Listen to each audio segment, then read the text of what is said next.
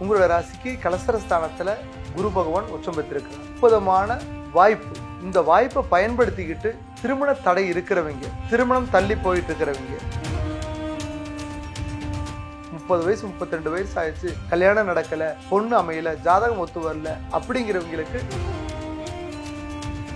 பாவகிரகத்தை குரு பகவான் பார்க்கும்போது முதலீடு பண்றதுக்கு அருமையான காலகட்டங்கள். செய்யக்கூடிய இரும்பு சம்பந்தப்பட்டது, வண்டி வாகனம் சம்பந்தப்பட்டது, மண்ணு சம்பந்தப்பட்ட பில்டிங் கன்ஸ்ட்ரக்ஷன் ஒரு மாற்றம் கிடைக்க வேண்டிய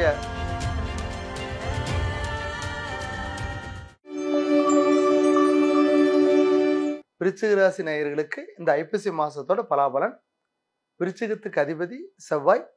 அந்த செவ்வாய் உங்களோட ராசிக்கு 12ஆம் இடத்துல சுக்கிரனோட வீட்டில் இருக்கிறாரு. சுக்கிரன் நேசமா இருக்கிறாரு. 4ஆம் இடத்துல ராகு இருக்கிறாரு. 5ல குரு கேது சனி பகவான் இருக்கிறாரு. உங்களோட ராசிக்கு கலசரஸ்தானத்துல குரு பகவான் உச்சம் பெற்றிருக்கிறார்.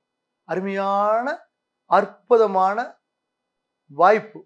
இந்த வாய்ப்பை பயன்படுத்திக்கிட்டு திருமண தடை இருக்கிறவங்க, திருமணம் தள்ளி போயிட்டு இருக்கிறவங்க உடனே நீங்க அதுக்குண்டான முயற்சி பண்ணலாம்.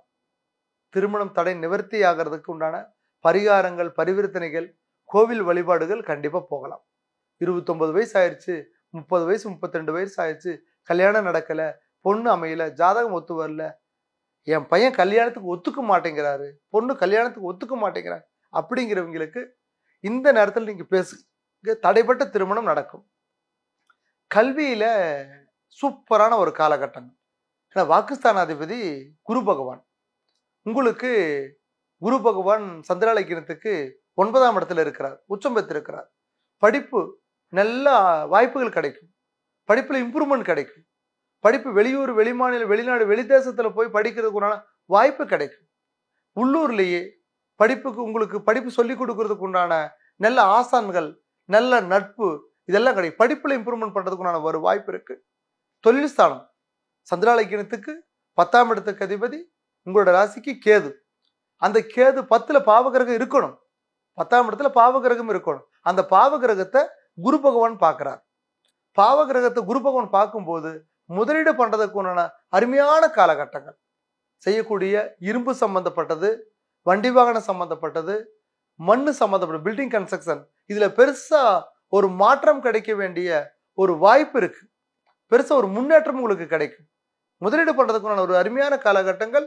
தொழில் ஸ்தானத்துல தொழில பார்ட்னர் ஏதாவது சேர்த்தலாமா? நமக்கு இப்ப சிரமமா இருக்கு, நம்மளோட தொழில் வகையில நம்மளோட கூட்டாளிகள் நமக்கு சரியில்லை, புது கூட்டாளிகள் சேர்த்தலாமான்னா வேண்டாம். ஆனால் லாபஸ்தானத்துல சுக்கிரன் நேசமா இருக்கிறார். உங்களோட கணவரோ உங்களோட மனைவியோ நீங்க டிஸ்கஸ் பண்ணுங்க. கணவர்கிட்டயோ மனைவிகிட்டயோ டிஸ்கஸ் பண்ணுங்க. அவங்களே உங்களுக்கு ஆசானா மாறுவாங்க. அவங்களே பார்ட்னரா சேருவாங்க.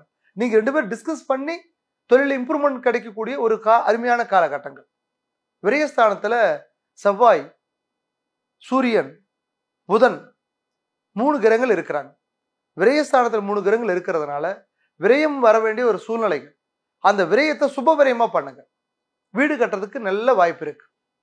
ஒரு கன்ஸ்ட்ரக்ஷன் பண்றதுக்கு நல்ல வாய்ப்பு இருக்கு. வீடு கட்டலாம். வீடு கட்டி வாடகைக்கு விடுற தொழில் நீங்க ஆரம்பிக்கலாம். கன்ஸ்ட்ரக்ஷன் பண்ணக்கூடிய தொழில் நீங்க ஆரம்பிக்கலாம். வீடு கட்டி புரோக்கர் சம்பந்தப்பட்ட தொழில் ஆரம்பிக்கலாம். அதனால இரும்பு சம்பந்தப்பட்டது, பில்டிங் சம்பந்தப்பட்டது, மண்ணுமனை சம்பந்தப்பட்டது தொழில் எது பண்றதுனால நீங்க அருமையா பண்ணலாம். அது பண்ணிக்கோங்க. மருத்துவம், உடல் ஆரோக்கியத்துல மருத்துவம் ஏதாவது தொந்தரவு கொடுக்குமா, வைத்தியம் தொந்தரவு கொடுக்குமானா வைத்தியம் எதுவும் தொந்தரவு கொடுக்காது. நீங்க இருக்கக்கூடிய பிரச்சனைகள் நிவர்த்தி ஆகிறதுக்குறான ஒரு காலகட்டங்கள். பிரச்சனைகள் நிவர்த்தி ஆகும். பண பிரச்சனை நிவர்த்தி ஆகும். சொத்து வழக்குகள் தீரும். சொந்த பந்தம் கைகூடும். உறவுகள் ஒத்து வரும். உங்களால வளர்ச்சி அடைஞ்சவங்க, நீங்க சொல்லி கொடுத்து கத்து கொடுத்து நீங்க அட்வைஸ் பண்ணி நல்ல லெவல்ல இருக்கிறவங்க உங்களுக்கு சப்போர்ட்டிவா இருப்பாங்க. ஆனா நீங்க எல்லாரும் நல்லா இருக்கணும், எல்லாரும் சந்தோஷமா இருக்கணும், எல்லாத்துக்கும் உதவி பண்ணணும்னு ஆசை இருக்கிறவங்க, எல்லாத்துக்கும் உதவி பண்ணி அவங்களோட பகைகளை நீங்க வாங்கிட்டுவீங்க. அப்பேற்பட்ட உங்களுக்கு கெட்ட பேர் தான் மிஞ்சிச்சு. அந்த கெட்ட பேர்ல இருந்து ரிலீவ் ஆகிறதுக்கு உண்டான நல்ல ஒரு வாய்ப்பு இந்த ஐப்பசி மாசம். இப்போ நம்ம ஐப்பசி மாசத்துல நம்ம பொதுவான பலனை பத்தி நம்ம தெரிஞ்சுக்க போறோம். ஐப்பசி மாசத்துல கிரக நிலைகள் எப்படி இருக்கு, அந்த கிரக நிலைகள் பிரகாரம் பொதுவான பலன் என்ன நடக்கும். முதல்ல ஐப்பசி மாசம்னாவே மழைக்காலம்னு சொல்லுவாங்க.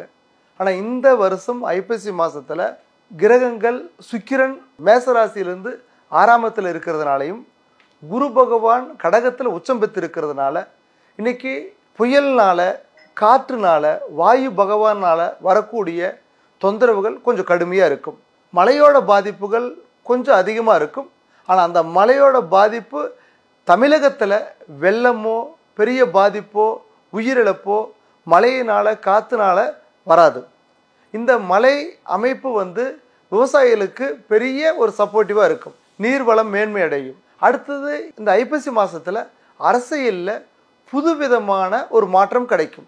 புதிய கூட்டணிகள் சேருவாங்க, புதிய கட்சிகள் பலம் பெறும், புதுசாக வந்த கட்சிகளோட பவர் அதிகரிக்கும், பழைய கட்சிகளோட புது கட்சிகள் இணையறதுக்கு உண்டான வாய்ப்புகள் கிடைக்கும். இப்படி அரசியல் வட்டத்தில் ஒரு மாற்றம் கிடைக்கும். சினிமா துறையில் புதுவிதமான அறிவிப்புகள் வர்றதுக்கு உண்டான அமைப்பு நல்லா இருக்கு. பொதுவாக படிக்கக்கூடிய குழந்தைகள் இந்த ஐப்பசி மாதம் இந்த 30 நாள் முடியறதுக்குள்ள வெளியூர் போகிறதுக்கு பிளான் பண்ணுவாங்க. வெளிநாடு தேசத்தில் போய் படிக்கிறதுக்கு படிச்சுக்கிட்டு வேலை தேடுறதுக்கு உண்டான அருமையான காலகட்டமாக இருக்க போகுது. ஏன்னா ஐப்பசி மாதத்தில் கும்பத்தில் ராகு பகவான் இருக்கிறாரு, சிம்மத்தில் கேது பகவான் இருக்கிறாரு, கடகத்தில் குரு பகவானும் சந்திர பகவானும் உச்சம் பெற்றிருக்கிறதுனால குரு பகவான் உச்சம் பெற்றிருக்கிறார்.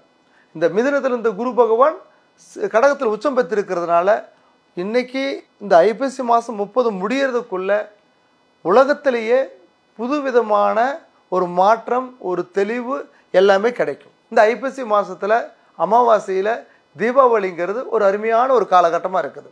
இந்த தீபாவளிங்கிறது நம்ம நரகாசுரனை அழித்து வதம் செஞ்ச அந்த சந்தோஷத்தை கொண்டாடுறதுக்காக நம்ம தீபாவளியை கொண்டாடுறோம்.